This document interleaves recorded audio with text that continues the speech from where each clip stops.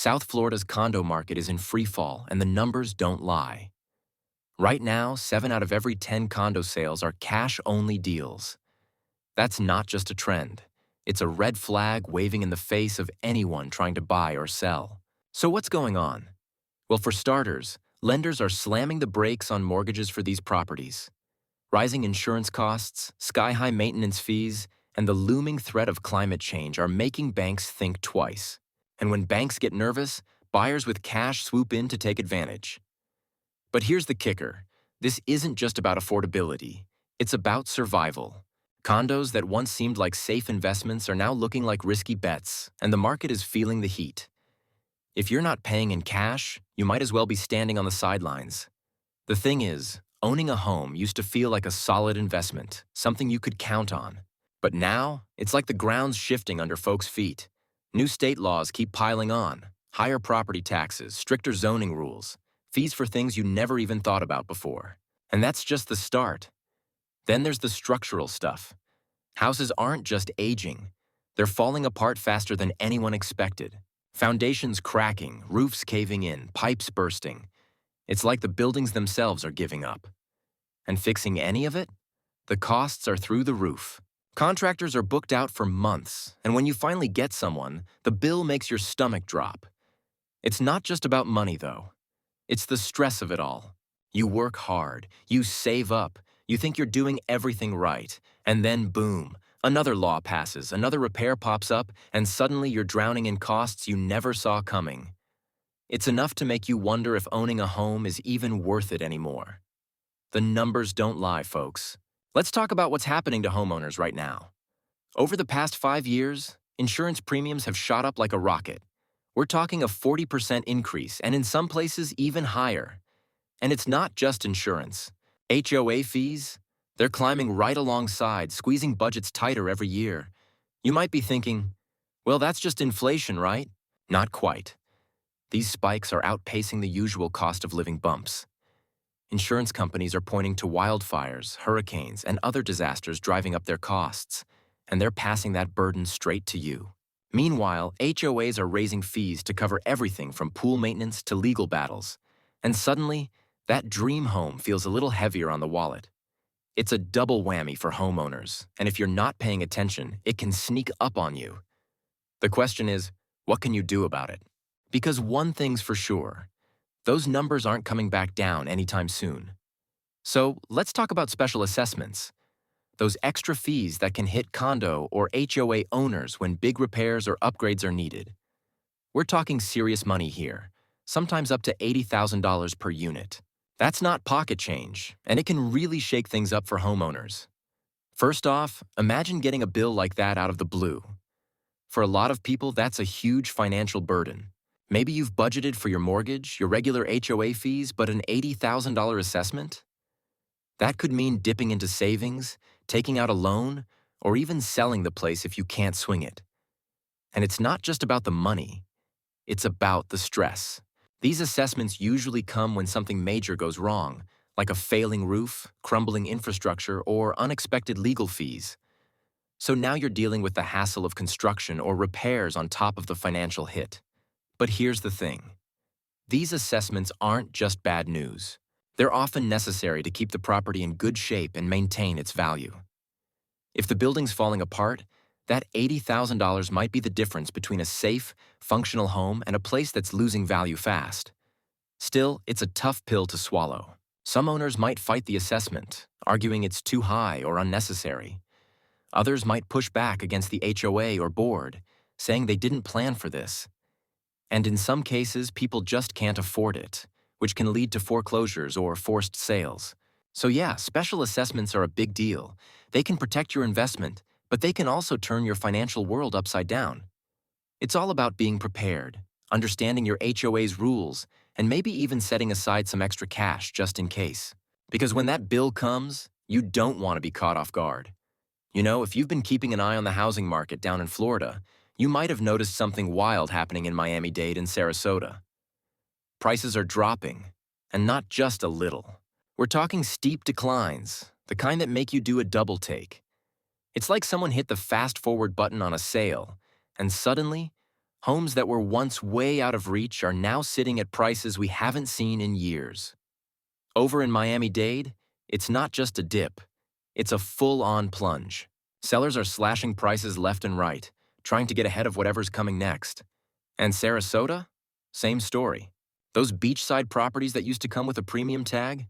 Well, that tag's been cut and then cut again. It's like the market's trying to clear out inventory before the music stops. Now, you might be wondering what's behind all this. Is it the economy? Interest rates? Maybe folks just aren't biting like they used to. Whatever it is, one thing's for sure. If you've been waiting for a deal, now might just be your moment. But you've got to move fast because in this market, the only constant is change. So, let's talk about what's happening in Broward County right now. The inventory there has doubled. Yeah, you heard that right. Doubled over the past year. That's a big deal because it means buyers suddenly have a lot more options than they did before. Last year, if you were house hunting, you might have been lucky to find a handful of places that fit your needs. Now, the market's opened up and that's changing the game for everyone involved. For sellers, this shift means competition is heating up. If your home isn't priced right or doesn't stand out, it could sit on the market longer than you'd like. Buyers, on the other hand, are in a better spot. More choices mean more leverage to negotiate, maybe even snag a better deal. But it's not just about quantity. Quality matters too. With so many listings, the ones that are move-in ready or have that extra something special are the ones getting the attention. So why the sudden jump? Well, a few things are at play. Interest rates have been climbing, which can slow down the frenzy we saw before. Plus, more homeowners are deciding to list their properties, whether it's to upgrade, downsize, or just cash in on the equity they've built. Whatever the reason, Broward County's market is shifting, and it's worth keeping an eye on how this plays out in the coming months. You know, it used to be that if you wanted to buy a house, you'd just head to the bank, get a mortgage, and boom, you're in. But these days, not so much. Lenders are pulling back, tightening their belts, and a lot of folks are finding themselves out in the cold. Why? Well, interest rates are up, the economy's shaky, and banks are getting pickier about who they'll lend to, so what's happening? More and more, we're seeing homes sell only to buyers who can pay in cold, hard cash. Think about it. No waiting for loan approvals, no worrying about appraisals falling through. Sellers love it because it's fast, it's clean, and there's no risk of the deal falling apart at the last minute. But for the average buyer, it's a nightmare. If you don't have a stack of cash sitting around, you're basically out of luck. And that's pushing a lot of people out of the market entirely. It's not just the big banks either.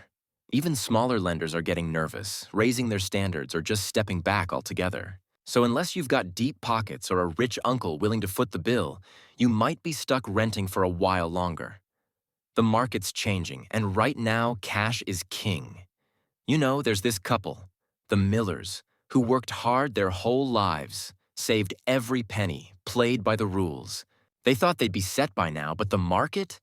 It's got them by the throat.